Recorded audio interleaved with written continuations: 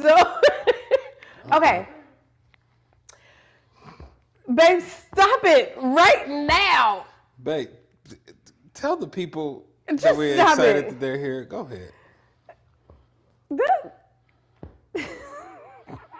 Okay. I'm coming. I'm back. I'm here. So you've made it here, right?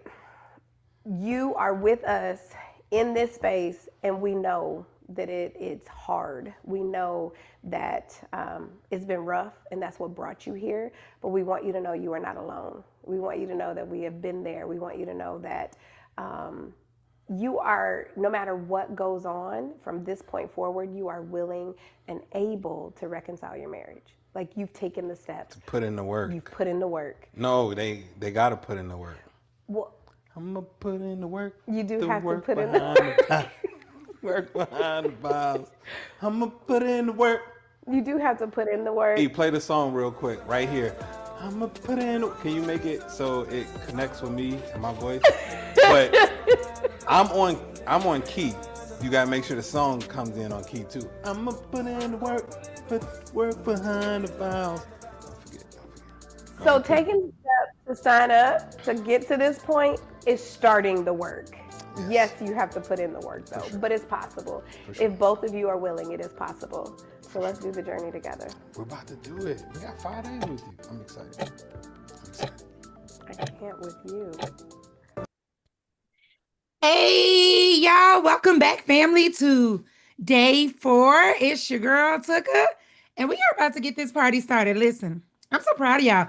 There are some faces in the room, okay? We are one day from the finale, the grand finale, and then if you're VIP, 2 more days from the special event. And there are some people in the room that I have seen every single night, and I am so proud of you, okay? So the first thing I want to do, first things first, team, I want you to drop the link for tonight's daily drawing.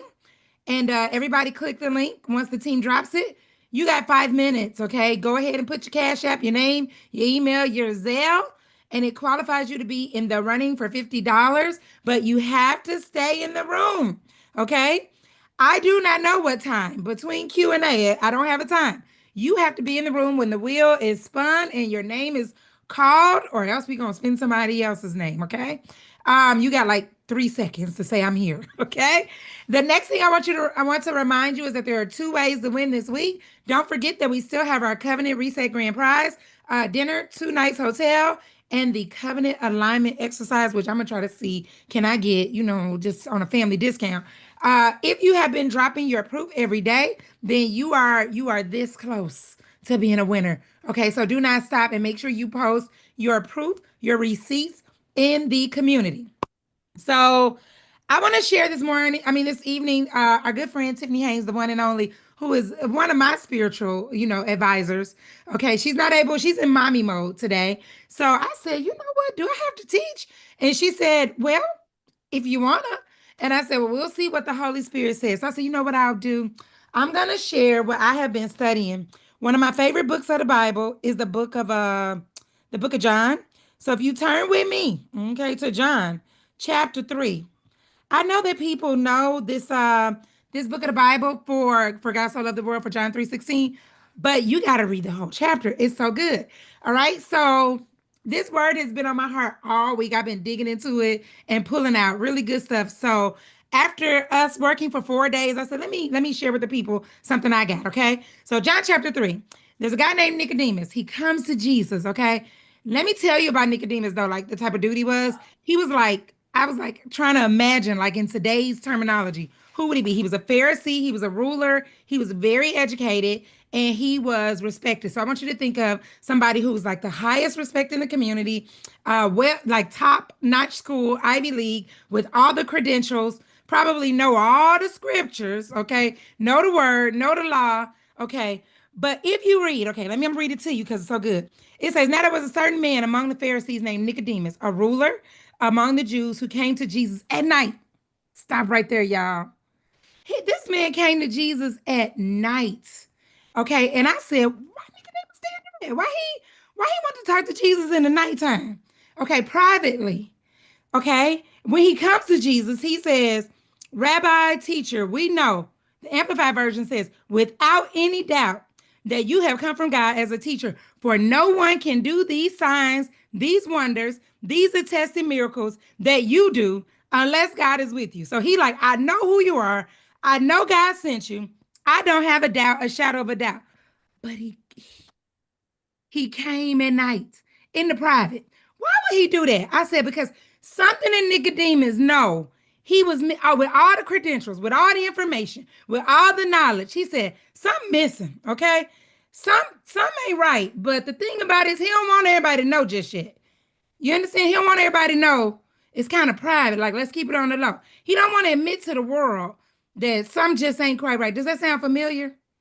Because I know some of y'all came this week and y'all had a little Nicodemus on you because you probably didn't tell. When I said invite your friends, you didn't want to tell everybody that you had signed up. Because maybe you might not have been really sure like what it was. You like, I don't know. What did I sign up for? Maybe you just know something's got to be different. I don't know if I want to say it out loud. I don't know if I want to tell them. So I'm just going to come in this room privately. But you came, okay? So when Nicodemus told this to Jesus, Jesus looked at him and he said, let me tell you something. Okay, this was like Jesus speak. He said, you're going to have to be born again. You're going to have to be born again. Now, mind you, Nicodemus knows a lot. He's very smart, but he responds to Jesus in his flesh, in his natural. He says, how can a man be born again when he old? He can't go back into his mother's womb and come out again. And I was like, I can't be mad at Nicodemus for asking that question because a lot of us do that. Like we know that something needs to change in our life. And our first thought is like, how you do that? All right. It's been this way for a long time. We tried before.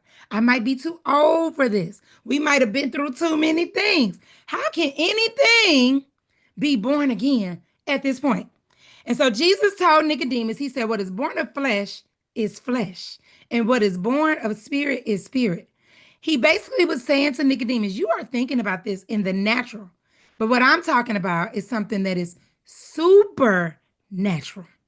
Okay? And some of y'all have been trying to put your pieces of your marriage back together, trying to keep the peace, trying to manage it and trying to, get through the week without, what words say, intense fellowship. And God is saying, I don't want you to patch this thing up. Okay? This thing gonna have to be born again. It's gonna have to be made completely new. We're gonna have to have some new language, some new resources, some new tools, some new eyes to see your spouse. Okay? A new way of understanding why it is you do what you do. And the good news is, if you can be born again, it is not over. It's not over. So Nicodemus thought having a new birth was impossible. And Jesus said, Nicodemus, not only is it possible, it is required. It is what he told him, you'll never see the kingdom of God if you don't get born, if you're not born again. So he said it's necessary. And so for me, that was the best thing that I learned all week. So I want to encourage you with that word that your marriage is not too far gone. It's not too old, okay? It's not too broken. It's not too late. It's just right, okay? It's ready for something new to be born into it, all right? And I just want you to remember that Words and Julanda made 3 different versions of an offer to you that you could come into Thrive and Prosper, a community where you can begin to build this thing and make it brand new, okay? This is where you need to be going on Friday when this is over. If I were you and you were me, I wouldn't be back in my marriage without these tools and these resources, okay? This is the community that we keep teaching. We're not done after Friday, okay? So this is a table, a room that you can come back to every week with people who are doing the same work that you're doing, okay? So the 3 doors that you can walk into, the 3 access points, okay? Silver, it was a full year, full access to Thrive and Prosper for a whole year, okay? Everything they build, full year, $997 or 2 payments of $550 if you are ready to keep this going after Friday. And if you want the full year so that you can go as deep as you can go and start all the way over, okay? Silver's your door. Next was gold. Gold was everything in silver plus access to our in-person event because Getting in a room physically, I'm telling y'all, we've done so many of these events and we meet people over Zoom and it's nice. It feels like you know each other. Like I was trying to think of like when I exactly met words in them, but it's something about hugging necks, okay? It's something about physically being in the room with the people who you can sit down, kneecap to kneecap, and talk about what you want to say. Something is different there, okay? So gold is $19.97 or two payments of $1,050. If you want the full year and you want to be in the room, gold is your door. But then they went even further. Come on now. I believe in God's best for me. So lifetime access, platinum. This is for the couple who's all in. Not for a year, but for life. That sounds like a commitment, don't it? Say, I'm not leaving y'all. I want to be with y'all forever.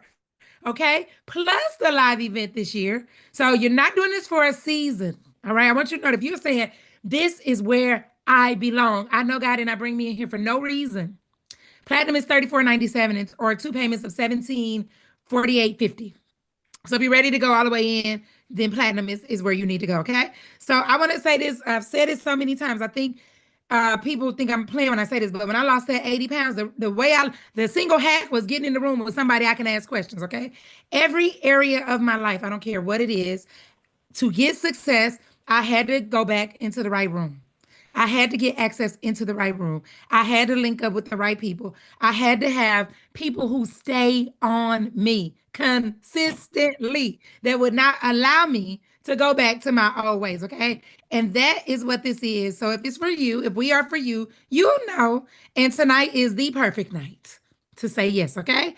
So I just want to introduce two of my favorite people, especially this week. I don't have any real life brothers, but Words Taylor is one of those. And this week I have grown so much closer to Julanda. I'm sure that if we sit down, we cousins like some type of way. Okay. So I want to introduce the speakers for the night. Words and Julanda Taylor are in the room. Let's get busy. Hello, hello, hello. Yo, what up? What up? Let me. We hear you. You're not muted. No, I was just changing my view so I can see. Oh, okay. Gotcha. Julanda is still glowing. Well, thank you. Okay. All right. Let's see. Okay, look. How y'all feeling? Y'all all right? Y'all. We've been together 4 days now. I promise you. I promise you, it feel like we live together. I promise you. Okay, we got a new meal. Levy got a new meal out here, so I promise you, it feel like we live together. We family. All right. So tonight it's gonna be a little different, where I want to have us dig into some things that we're going to shorten tonight, just because there's some conversations that I want you to have with your spouse on this evening. Okay. This is I mean, it can bring some type of emotions or whatever, but I want you. This shouldn't be a conversation where you all are getting into an intense fellowship, but more so to start understanding each other. Before I get into the questions and things like that, I do want to show you. I want to show you something, and with myself, right? I'm gonna share. Let me make sure y'all can see this. Okay. Okay. Can y'all see this? Give a thumbs up if you can see it, because we can't. It says I'm sharing. It does. Yeah. Okay. Can y'all? I'm just making sure y'all can. Yes. Okay. Oh, I see. We can. Okay. All right. So I want you all to understand that one of the things I love talking about is becoming, right? There is a version of you that you have denied yourself.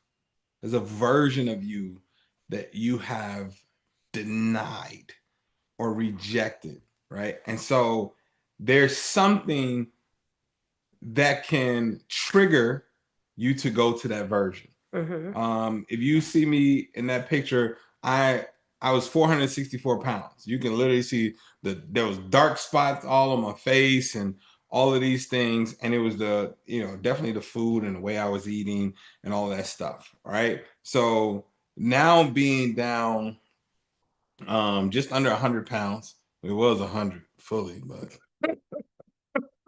okay. It was a full 100 at one point. Now it's like 80. Okay. But what I realized is that I had to become someone different in order to get something different. I had to be a part of my own transformation. So one of the things that was that triggered me to be like, you know what, I'm about to lose this weight. It was I was trying to get life insurance. I couldn't get life insurance. So when I was attempting to get life insurance and I kept getting denied and rejected, I was like, dang, they're telling me something without telling me something. Yeah, Jackie, what are they telling me? Okay, Jackie, what are they telling me without telling me? They want to say it, but they're not saying it. Their rejection is saying it, but they're not saying it out loud. And Russell, what they were saying is, bro, you about to die. Right. We're not about to insure you. You are on your way to death.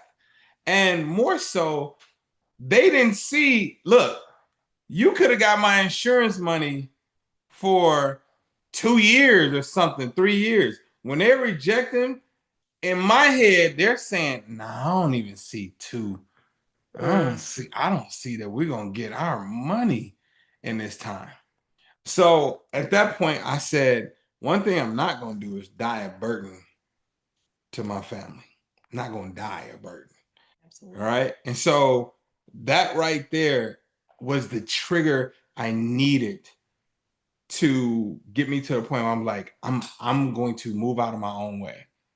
And I'm going to now go on this journey and I'm going to get life insurance. I have life insurance now. It is a beautiful thing. Even when the lady came out for because we had got it, it lapsed, and then we had to re-get it. So I had to redo the testing. The lady come out and she's looking at my numbers. She's like, oh my goodness. Right. So I realized that here was an opportunity where what was standing in front of me was I may not have the ability to provide for my family. I need to do something different. Here's another example of the same exact thing. I quit college, because, and you'll see this tomorrow. You'll see this story tomorrow. But I quit college. At the time, I did go back and graduate, but I quit, and I was offered some more money. I was offered some money back then. My man, back then, this is like 2008, 9, whatever.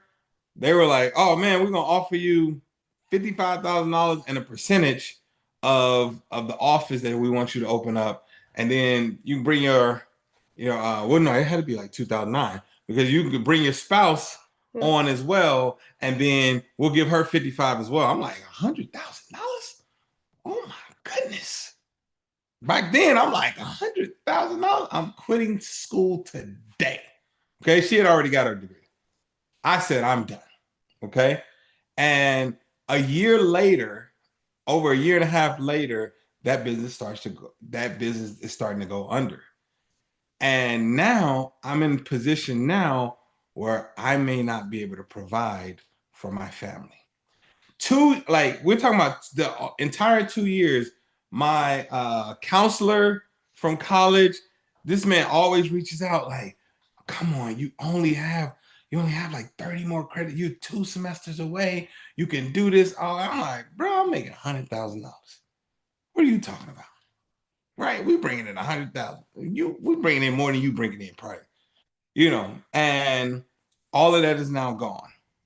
And that whole 2 years, I never thought about school again until now. We lose that company is going out of business. We don't have the income.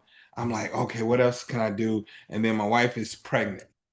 In that time, well, I'm rich. What you talking about?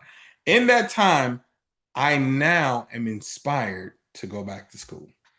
And not only do I go back to school, but when I was there before, my GPA was like a 2.0.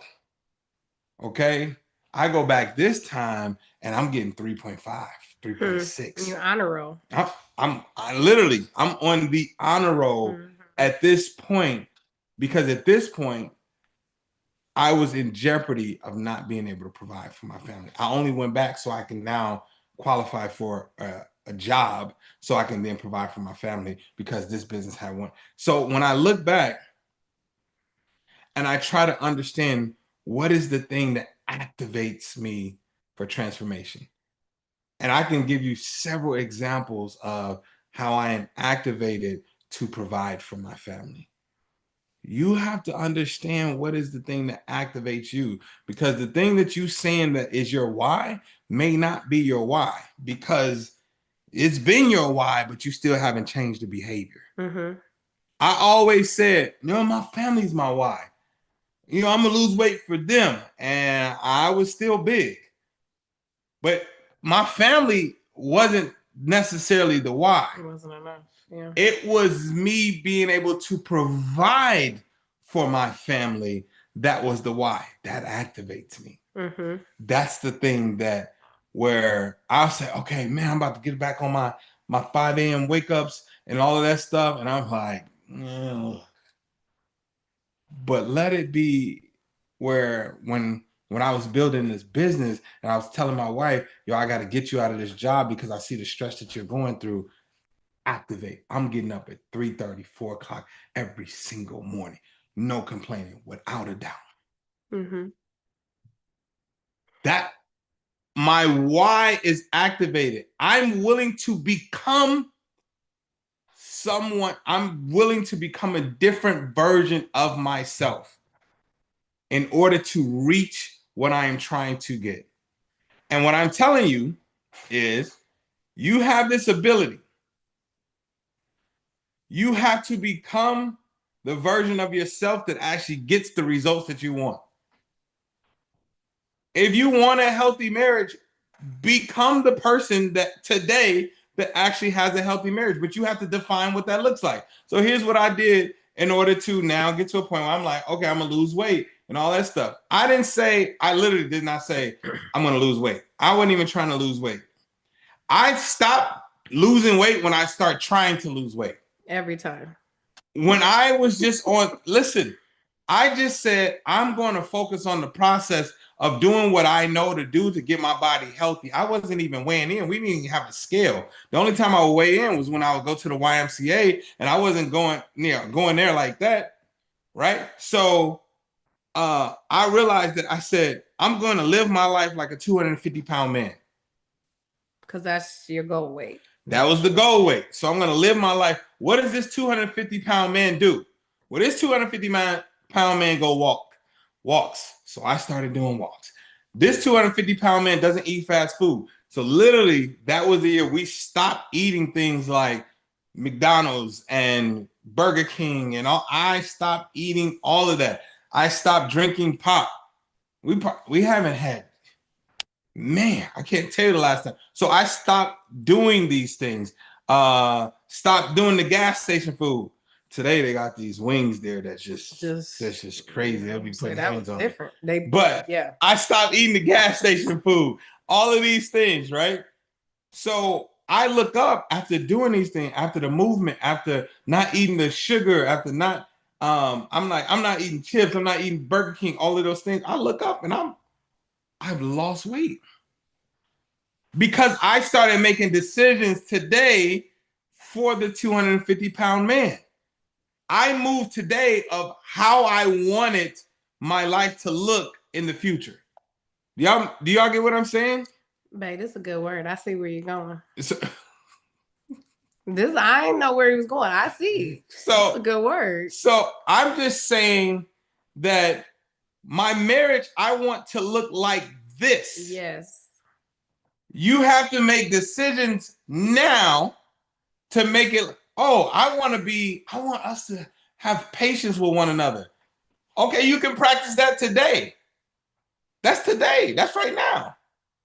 You can say, we're going to be the couple that handles situations like this, right? You define what type of marriage you want.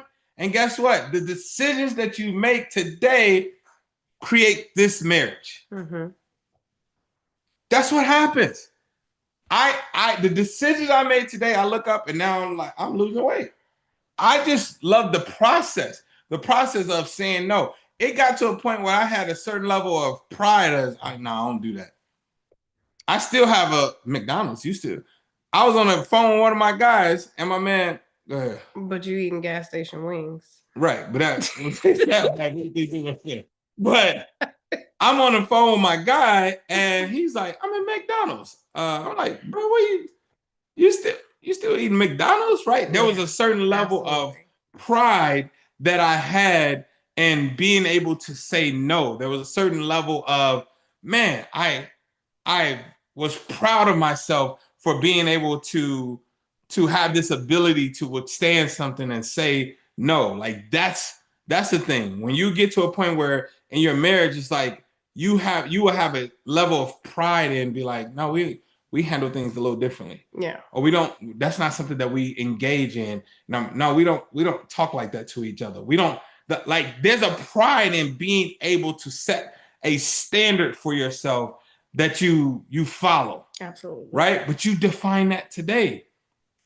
You get to define that today and you get to become that person right now. Even though you don't see them right now, you get to become them right now. Does that make sense? Right? So I want you all to, the first thing I want you to think about is, what type of spouse do you want to become? Mm-hmm. I'm not asking you what type of spouse you want. We ain't talking about your spouse. I want you to define, what type of spouse do you want to become? What does that look like? How do you handle situations? All right. And then you name this spouse. Like I said, I call mine the 250-pound man. You can say, this is the, why I love this book by Jason Wilson, I think his name is, where he calls it the comprehensive man. Okay. So I'm like, I want to be a comprehensive man. This is a man that can still be a leader and be in tune with his feelings and transparent and honest, but still is able to be protective. So he's saying you're comprehensive. So I get to say, man, I want to be a comprehensive spouse. Mm-hmm. And that comprehensive spouse looks like this. And these are the actions. So now I get to say, when this happens, this is going to be my response. This is how I'm going. Now, let me tell you this, because you're transforming. It's not going to be easy, but you're going to do it. And if you start doing it every single day, then guess what? This becomes who you are. Right. You become the comprehensive spouse. You become the spouse that does not yell. You become the spouse that understands that a gentle response turns away wrath. You start to practice that. You start to put those things into action. You have to define what that looks like, though. Did you want to add anything to that? No, I mean, I think you put it together well. I think there's the one key to make sure to incorporate through all of that is, yes, you want to define who you want to be, but the key is you want to define who you are called to be or purpose to be in Christ. Don't choose something completely, like, I'll give an example. We all see on social media, what are those, I don't even know what they call themselves. The women who, I make everything from scratch. And like, my husband said he wanted some milk, so I went out and milked the cow and I made him some milk. That's not realistic. I'm not called to be that person, right? If you are, praise God. But what I'm saying is, be realistic in who God has called you to be. They give us Proverbs 31, right? They say, as a woman, she's amazing. She is. She's also got this thing of perfection. But let's pick out the characteristics that God is calling us to strive towards, right? Right. But absolutely make sure to have God in the conversation, in the description, and in everything you're doing, because that's how you build your 3-chord strand. Right. Your spouse, you, and God. That's that strength that cannot be broken. Yeah, that's good. That's good. So based off of that, I want to show you all a couple videos from Tom Brady. Tom Brady's a quarterback. And then I'll dig into the questions that I have for you all. Okay, let me go. I'm gonna do this one first. Share sound.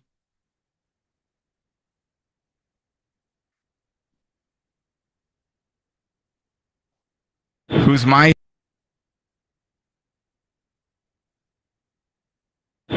hero? It's a great question.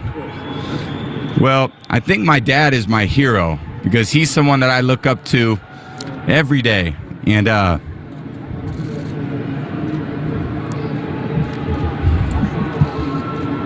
my dad, I'd say my dad represents his feelings, because he's a dad, and, I'm a dad, and,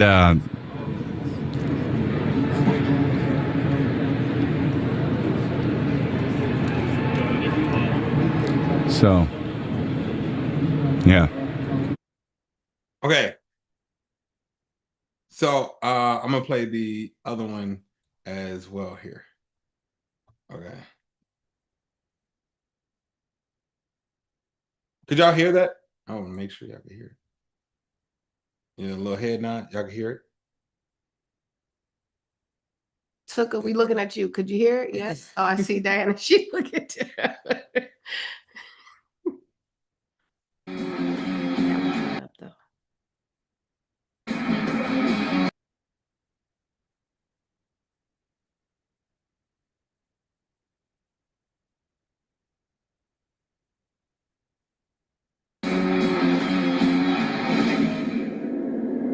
We were led to believe that he was going to be drafted, possibly second round, probably third round. They kept calling quarterback names, and we kept being stunned.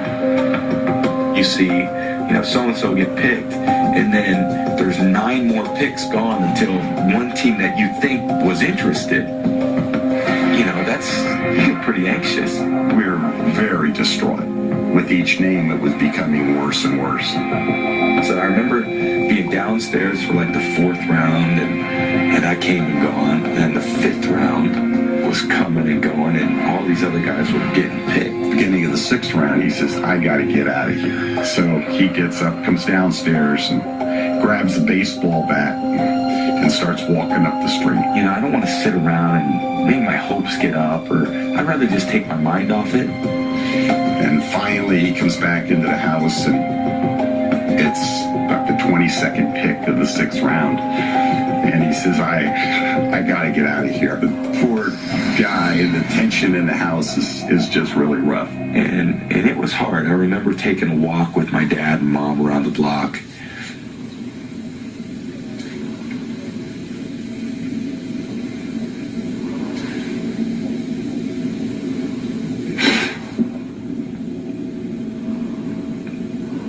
It was just a tough day, I just remember being there with my mom and dad.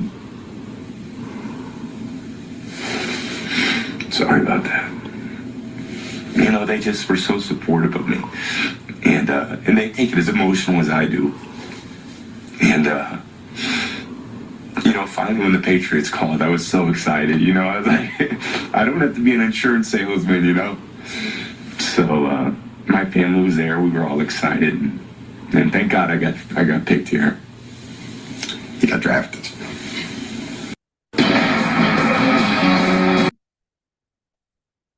Okay, so I want you all to notice something, is that Tom Brady is talking about his past. He's not talking about a current situation. When he's asked about who is your hero, his emotions are so overwhelming when he talks about his father. This is not current. He is remembering his past experience with his father. In the other video, when he's talking about draft day, that video, he had already won Super Bowls. in that current day, he had already won Super Bowls.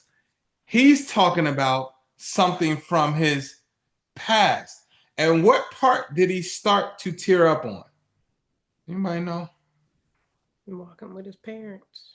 The part where he starts to walk with his parents because he's thinking about how supportive they were.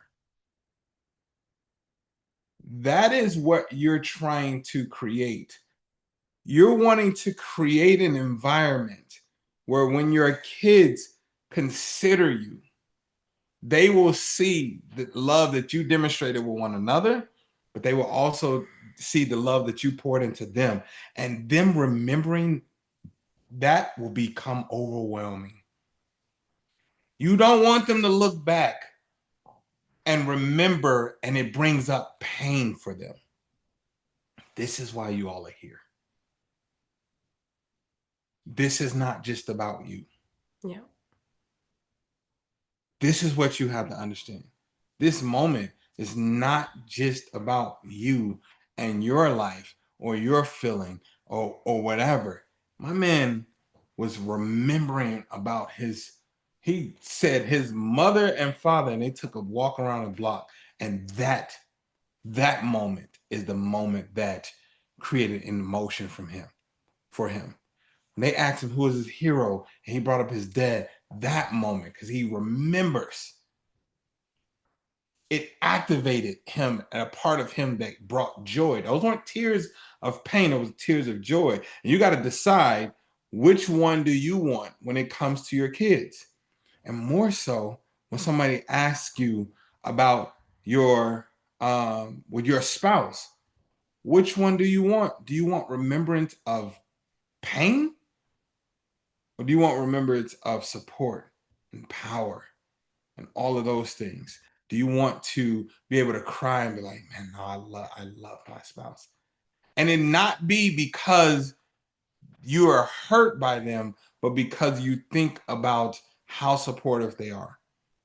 You're thinking about what sacrifices they made for you and the constant sacrifices that you make for each other. I need y'all to understand that my man was talking about past. So, questions I would have for you. One is, when you think about your marriage, what feeling do you miss? These are conversations you're going to have with each other. What feeling do you miss? And you could be like, the feeling of, I remember, you could create I want you all to talk to each other about it. Do not turn this into, but but I still do that. Don't turn it into something else. Okay. Don't turn it into something else. This is communication for connection, not for correction. Right. Yeah.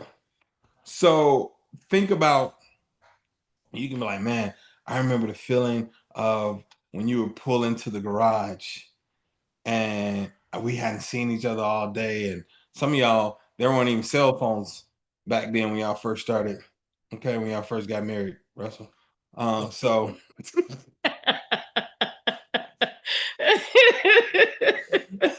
but Jackie said pagers.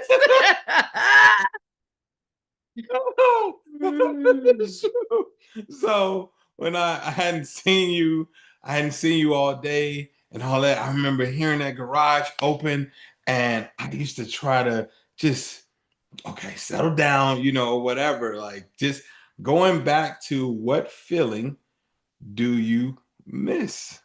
All right, whatever it is. I remember you used to do this. I could say, I know. Listen, I'm gonna say this, and you all are gonna think I feel a way about my kids, and I don't.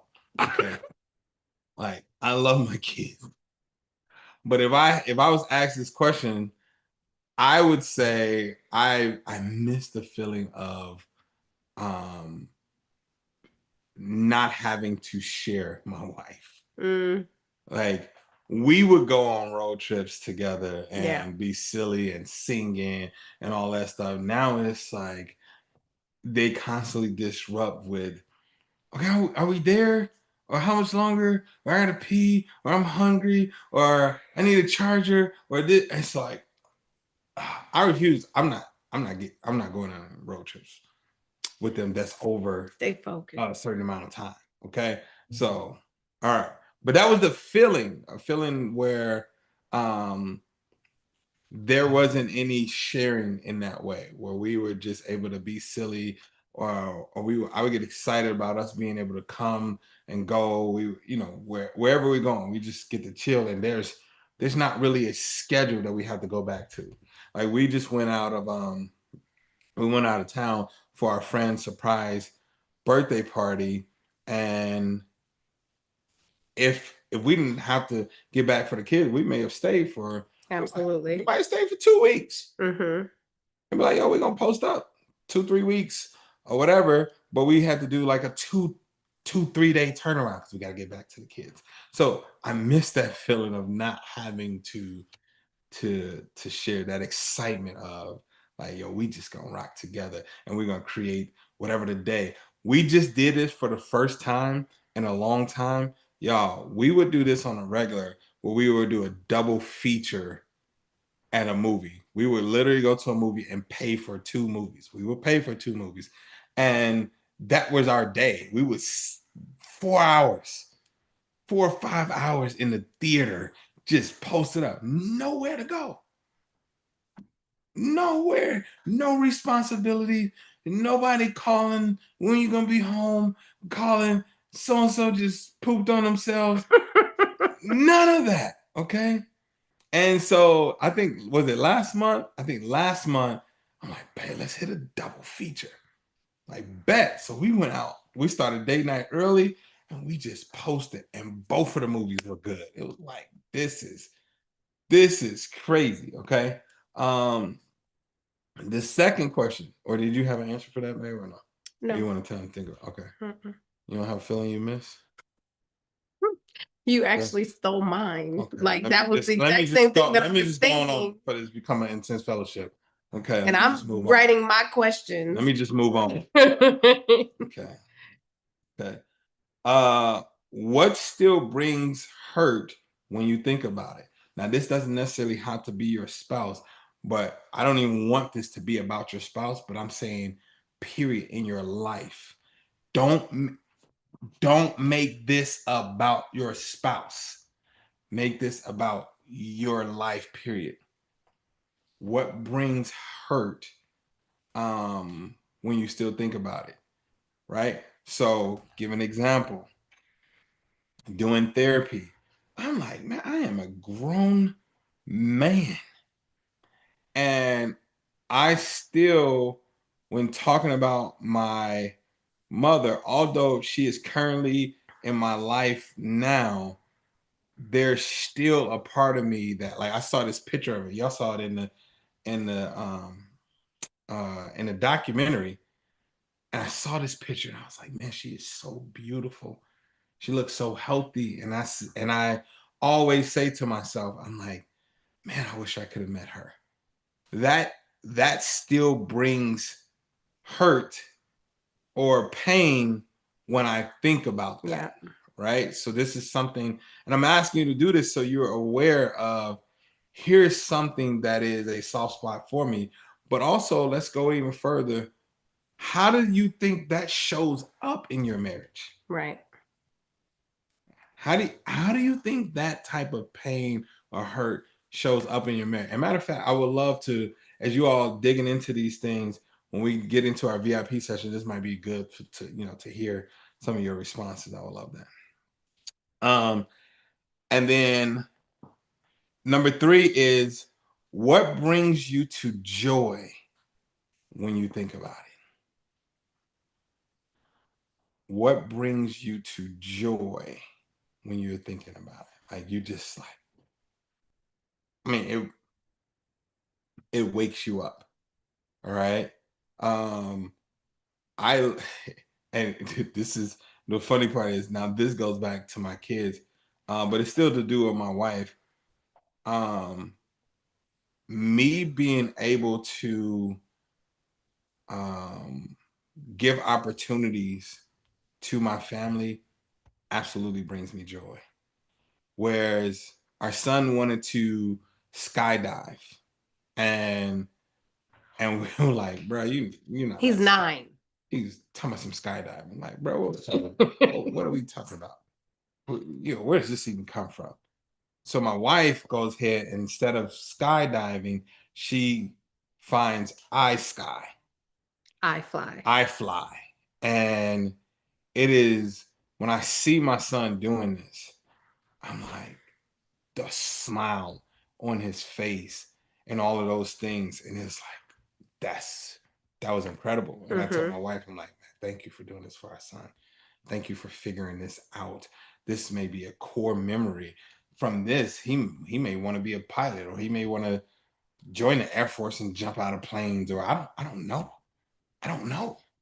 But I know this memory was a core memory, and he looked really cool in front of his friends because some of his friends backed out and they were too afraid to do it. And he did it 3 times while they didn't. I was like, this is incredible.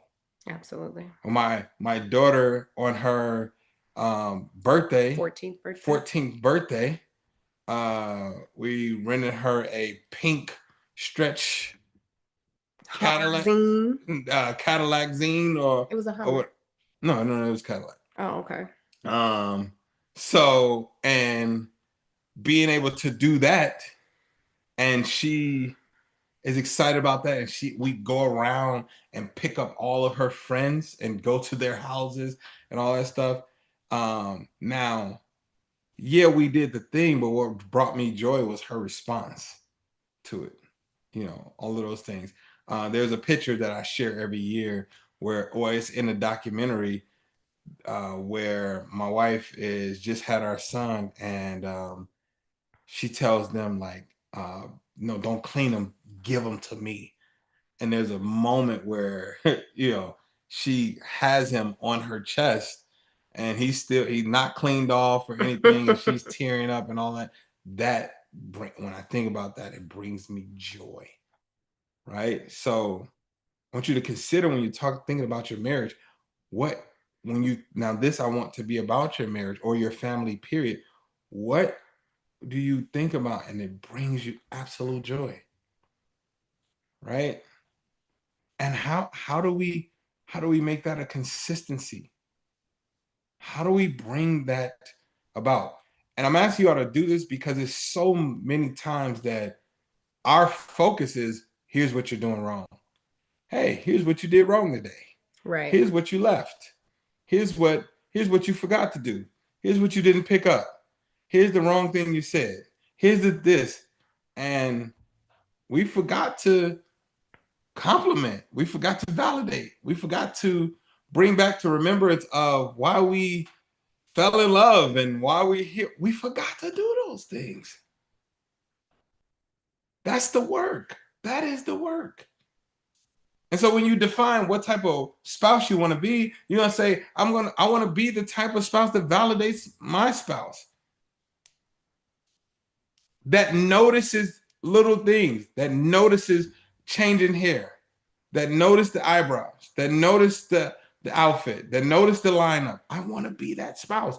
Those things are, when we say heard, seen, and understood, that's the seen part.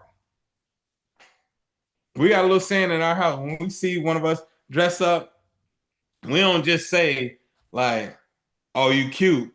And we'll get there eventually, and we'll say something like, okay, so you got your eyebrows on, or you got your outfit on? Okay, yo, we're gonna make a big deal. You got your shoes on, you got your new shoes on. You know what I'm saying? And then the other person, go on somewhere. No. Let's see it. It's like, okay. If y'all see in the there's one of the behind the scenes from the documentary where got the video on my wife. She just got her hair done. I'm like, who gonna say something to her? Nobody. Not nobody. Nobody. You know, and just hyping each other up. When was the last hype session that you had for your spouse? I'm talking about a hype session where it's okay that we're not talking about you right now. We want to talk about your spouse. Hype, like, I see you. Okay, I see you. All right, I see what you did there. Like, where's the hype up? Where's the validation? Where's the recognition? Where's the compliment? Absolutely. Why is that harder to do than to say, oh, you forgot you ain't remember I asked you to do. You've made that the norm. Absolutely. So what I was just doing is I just shared all of the questions for tonight with the team. So they will probably get it into Telegram, but if they're able to get it on here tonight, but I'm saying that for the note takers, because I know you all are taking notes so that you can go tonight and ask these questions. And so the questions that I have, so these questions are like really setting the tone for establishing your emotional connection, right? For establishing that spirit of intentionality in your marriage. I want to shift though to also creating and establishing that ideal, right? As Words talked about, he had his ideal 250-pound man. And in order to get to that vision or the visual of that man, he had to identify what that man looked like, what he ate, what he drank, how he acted, how he talked, how he walked. Like he had to set the tone, right? And create the culture. And so the next questions that I have to shift to are to do just that, right? So you all are having these questions from the posture of not who we are today, but of what we desire in our ideal union, right? Because we acknowledge that today we have had some fractures.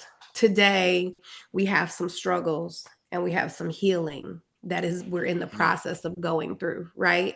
So And keep in mind, we know that. We know all of that. We know all of that. That don't mean you can't compliment because I don't want you to think that we good. Because it's like, absolutely. I can't tell you, that your outfit's cute because then you're going to think that I actually like you again. And I don't, that type of deal. That's not what this is about. that's crazy. This is about establishing that ideal culture and that shift within your marriage. So these are very basic questions. You may already know the answer. It's going to help to have that conversation together, though. It absolutely is. So number one, how do we handle stress? As the ideal couple, as the ideal marriage of where we desire to go, how do we handle stress in that future space? What does that look like? How do we handle conflict? If those are one and the same for you, then okay, but those can be two very different things. And you need to, you're creating the picture. You are the artist creating the picture of what your union will look like. What values govern our home? What are important to us? What are the things that we say, without a doubt, these are the things? So one of the things in our house that I had a conversation and came into the values that I had and the values that my husband were like, yep, and we got a whole list, but it was loyalty, honesty, and trust, right? These three things govern our interactions, how we function and flow with one another. You don't have to worry about me lying to you because I know that that's something that we value. I'm not doing that. Even if it's going to hurt your feelings, I'm going to tell you, yep, I did XYZ. I went and did that. Why? Because we value loyalty in our home. We value honesty in our home. We value trust. So what are the values that you want to govern your home? Remember, this is a conversation for connection, not correction. We're not trying to debate oh, well, it should be this. If y'all got 15 values, okay. You're not shutting somebody else's value down because you don't value it. That's not what today's conversation is about. Today's conversation is, what do we value in our home jointly? You may have two different sets, and y'all may establish as the healing begins that, oh, well, these are kind of the same, or maybe we don't need that as much, whatever. This is starting that process, right? What language do we use when we communicate with one another? We talked to y'all about our non-negotiables.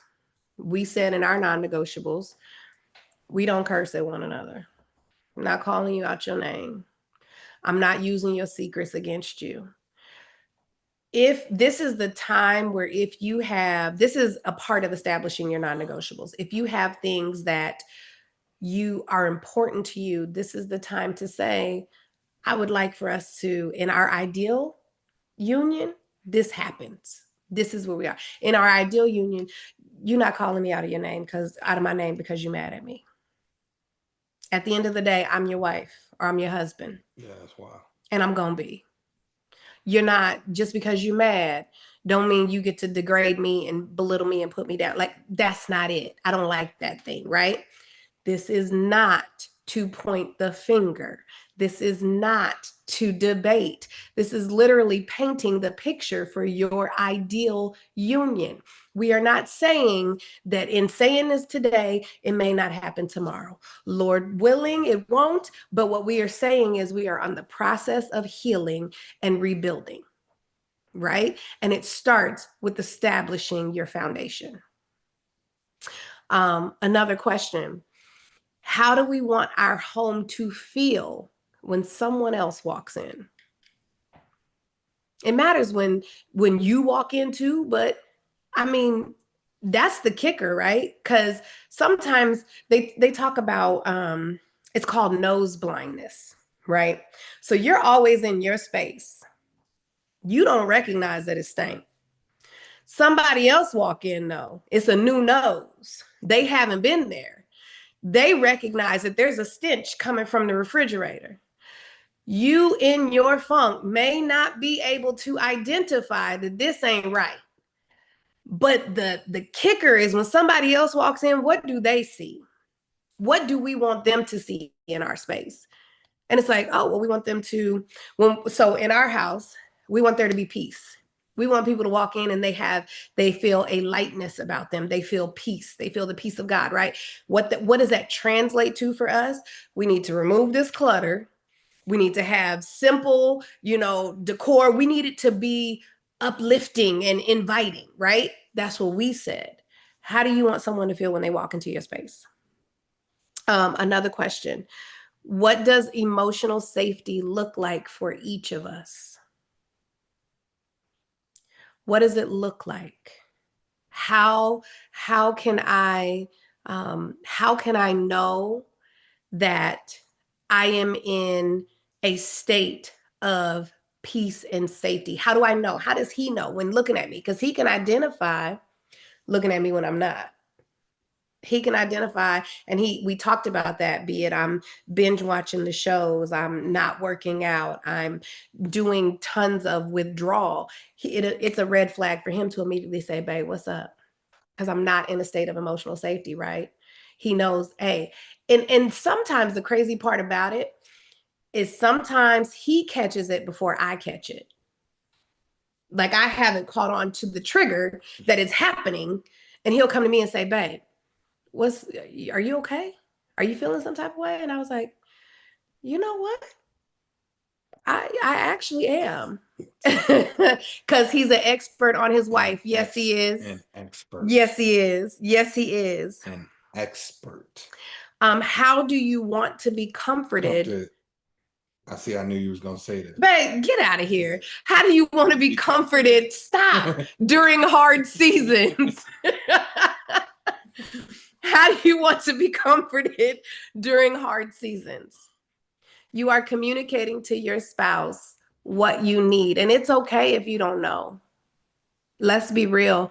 I think, and it's because we change so often, right? There was a period where all I wanted was to be hugged, right? That's all I wanted, but that's not me today. And so if there's a shift or if it's I don't know, this is the time to be completely open and honest with your spouse. We are establishing our foundation. How do we signal when we need space without creating distance? Is there a word? Is there, like, what is it? Is there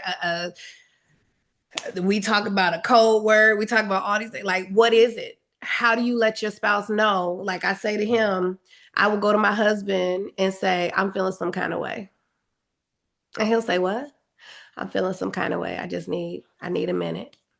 And he'll say, okay. We come back and we talk about it, but that's our code word.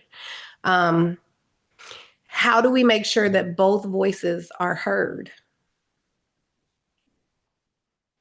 We are establishing our culture in our marriage. We are establishing what our non-negotiables are. This is the beginning of your SOPs, right? How do we protect our marriage from spiritual drift? And in conjunction with that, how often can we commit to pray together? That's the bare minimum. Can we commit? If only once a week, can we commit? But we're talking to you about this 3-chord strand, right? The being connected to God, having God at the center of your marriage, that kills the ego. The ego cannot live and thrive when God, the God of peace and the God of humility and the God of love and the God of compassion is at the forefront. I guarantee if you keep God at the center, the ego can't run nothing, but it will diminish. It will be set aside because God is in control. What does respect look like between us? Give a quick story. So as we talked about, my tongue is lethal. I am very quick with my tongue. I am very witty and it don't matter. And I'm barely even paying attention to the fact that I done cut you up. Like I just said what I had to say, right? My husband, what I didn't realize is I may say something, and Tuka talked about it before. She gives her Olivia Pope reads. I enjoyed that, right? My husband, after an intense fellowship or something like that, would be like, yo, what? I don't like when you talk to me like that. Now I'm looking at him and I said, what? I didn't cuss at you. I didn't call you out your name. I didn't disrespect you, right? In the way that I value or the way that we discuss disrespect to look like. But what I had to learn was, he's like, it's the tone in the way that you're talking to me. And it's the words that you're saying. Yeah, it's sophisticated, but you basically told me, go and sit my ass down. Right? And I ain't your child. And I'm like, I didn't say none of that, right? But that's what he heard. The heart posture. For sure. It's the heart posture. Absolutely. So in that, I then had to learn, oh, okay. So when we have intense fellowships, when we have communication, the cutting him off is disrespect to him. Because I'm also, so when he talked about the Hebe, the hunter, explorer, builder, and experimenter. So the hunter, with them being more aggressive, and that's not in a negative sense, right? It's just the literal definition of the word, aggression. With them being more aggressive, there tends to be a tendency to cut people off in communication. You just, yeah, right, let's do this. Well, I'm talking like, I know, but Bill, we're both hunters. So in that communication, that was normal communication for me to cut you off. And I don't mean I don't like you. I cut people off when we laughing. Like, girl, I know, right? And just, so with that, I had to learn that for my husband, though, that was disrespectful to him. He was like, I don't like that. I don't like when you cut me off, right? That's something that was natural and common for me, but I had to learn, okay, this equals disrespect for him. So that takes us to, what does respect look like between us? Respect looks like you let me finish my sentences. Respect looks like you're not raising your voice at me. You're not cutting me off. You're not talking down to me or belittling me. What does respect look like? We are talking about what our ideal union looks like. Your neck is not doing all of this when you. Some of that is, I can't really control. It's the combination of why y'all so good at this. It's the combination of like the tone, the neck movement, and the point. It's like. And I say, he said the point. I said, babe, I literally have said, babe, I did this. Like, I got all 4 fingers, and he's like, we're in the, here, I don't want your hand to come near me. I don't want your hand in my face and all that stuff. Don't do that. It's like, but I also, some of that recognizing that it's childhood things. I grew up in Chicago, so these things are just embedded into me. Don't put your hand in my face. Don't point. Don't tell me to shut up. Don't. That's not. But I will say, in my face could be across the room. No, that's not true. I'm across the room like, babe, you said, don't put your hand in my face. We all the way across the room. Like, that's an exaggeration. But there's nuances in marriage. You gotta roll with the punches. Okay, this is what he said. Is the hand in the direction is in his face. We gonna work that thing out. She got her little and I'm like, I'm just pointing as you. Or he's like, what you grabbing? I talk with my hands. That's how I talk. Grab all this little Real Housewives of Atlanta. Oh my God. Let's not. Okay. So another one, what does forgiveness look like in action? So when you have had an intense fellowship, you have said your apologies, what does forgiveness look like in action, right? We talked about getting back to immediately after we've had our intense fellowships and we've, resolved and had our reconciliation, trying to get back immediately into your routine. So if I can only use ours, our routine is that hug. So forgiveness in action for me looks like, even if that next morning I may not truly be feeling it, I'm gonna go give him that hug because I know that this is what he desires. And I know that this is what creates connection between us. And that's my end goal. What's my end game? For us to be connected. For us to be able to face and to work through whatever it is that we're facing. There are so many more questions, and we dig deep into this in the marriage workroom. Yeah. There are so many, from questions to building sexual intimacy, parenting, finances, to questions that we ask each other on dates.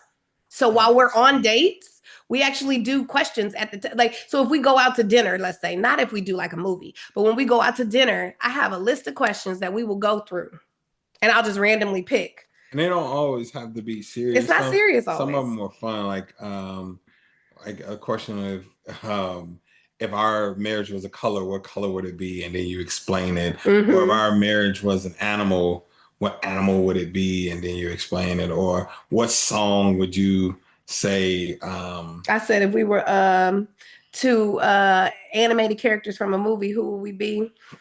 Listen, we're sitting at the table. I told him we was Moto and what was her name from what's the movie? I like to move it. With the oh my God. No, it's the zoo movie. Madagascar. Madagascar. Yeah. We was the hippos, okay?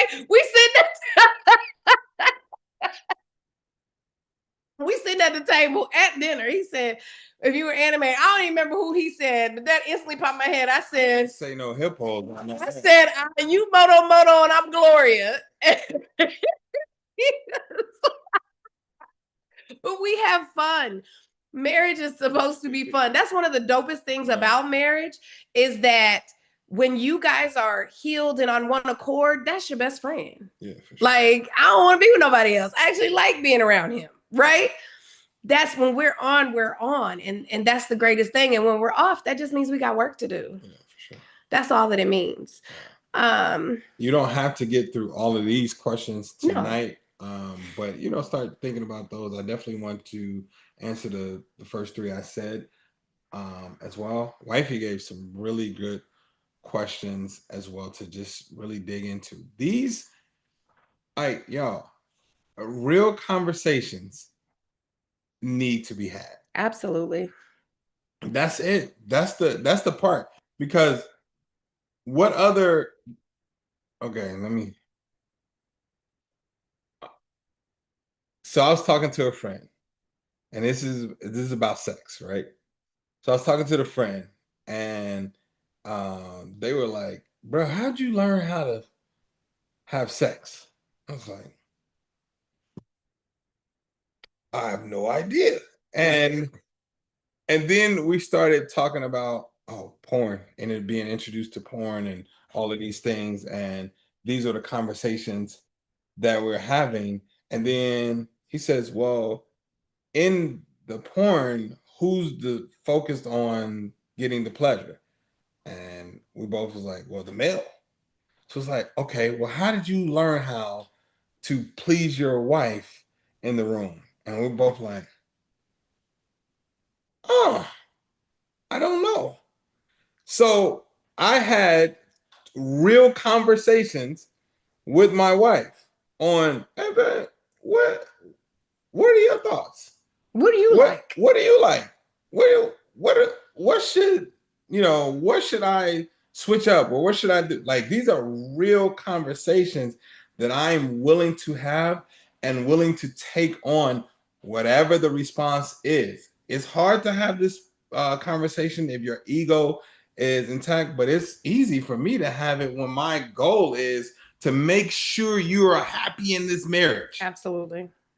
So there was, I'm not gonna go all the way here, but there was something that I had tried, and she was like, oh, sure, where'd that come from? I did a little research, and I learned about this, and then how to shift these. And she's like, oh, okay. I actually legitimately, not the research. I actually legitimately had a conversation with her, and then went and figured out, okay, what does this, I'm literally on Google and chat, like, okay, and so how should the guy, and then I'm learning now about orgasms and because we're married, clitoris and all of these things and the feelings, and I'm like, best positions for your wife to be able to orgasm, all of these things. I am now researching where it starts from a conversation. Any place where I'm like, I want to improve on, I'm gonna have a conversation, and then I'm gonna go do research, and then I'm gonna come back. Yes. All this is about. Because what you don't know, and my whole point of bringing that up is where you learn how to be married at. Where you learn. There wasn't.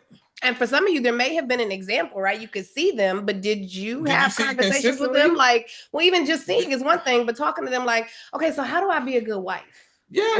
What does that mean? What did you do? How do we reconcile? What did y'all do after this? Well, how did you learn how to be a husband or a wife?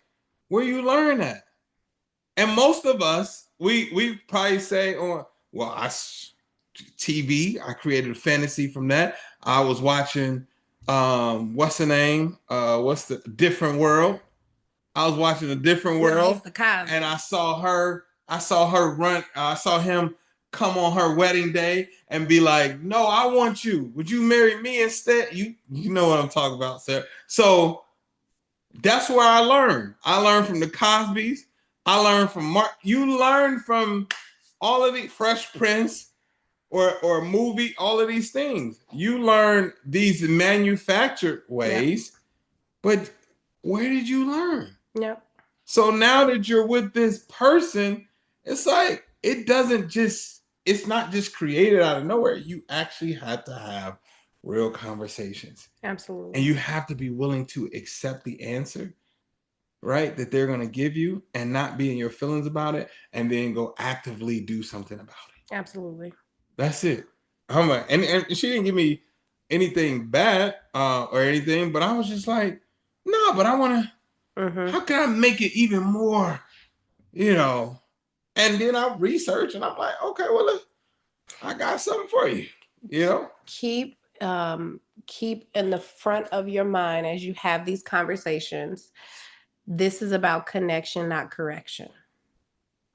Please, please, please. I keep in the front of your mind. And if one spouse or the other begins to become defensive or begins to try to challenge what you're saying, one, this is about connection, not correction. So what that means is that whatever question that is that you asked, that struck a nerve.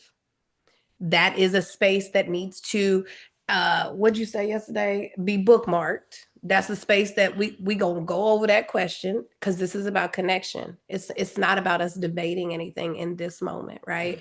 So you're listening just to listen. Like you're listening to hear your spouse's heart. Exactly. You are not listening to change or correct anything that they have to say. Yeah, and that, we can use my man Levy's term, which is, hey, let's just return to our He corners. said corners, yeah. Let's return to our corners. Let's just, what I'm saying? All right. Okay, so that's what we have for you all today. We're gonna get into the VIP session. I would love to hear some of these answers and dig in. I appreciate everybody over on YouTube. You want to come on Friday? Friday's the last day. I do have something special for you, so you want to be there. Be with us tomorrow. First of all, I appreciate y'all so much for rocking with us all week. Absolutely. And just digging in, allowing us to pour into your marriage. So we'll see y'all here tomorrow. We're about to start our VIP session. Let's get it. So if y'all could stop the stream, and then VIP, I love y'all, but I have to leave. I have to take my daughter swimming. She has lessons at 8 p.m. and I didn't had the girl miss it 2 nights in a row because I stayed here. But I am in the Telegram, and I know I do have some responses that I need to provide in the Telegram already. So absolutely love y'all, and I'm leaving y'all in good hands. I'll see y'all later. All right. You done it now. All right. Enough of the sweet talk. Let's get down to business and Okay. So anybody want to share first, and then